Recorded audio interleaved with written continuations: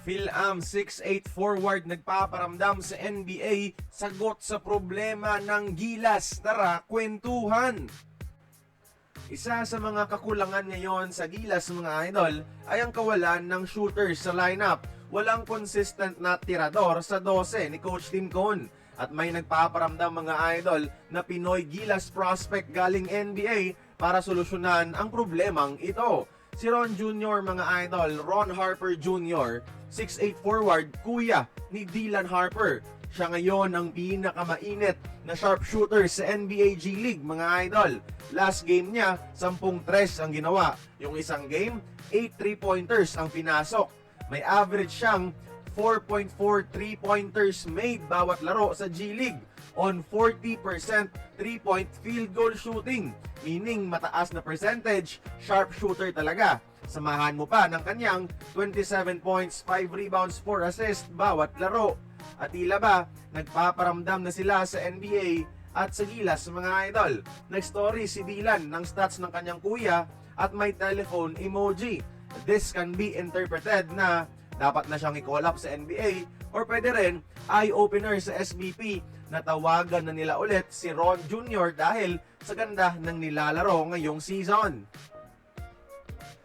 Pinaluwag ng FIBA ang eligibility criteria nila at most likely nakakuha ng passport ang Harper brothers before 18 years old. Ito ang dapat kontakin ng SBP at kumpirmahin dahil sayang talaga yung maitutulong ng isang Ron Jr. sa Gilas. Wala namang mawawala sa SBP.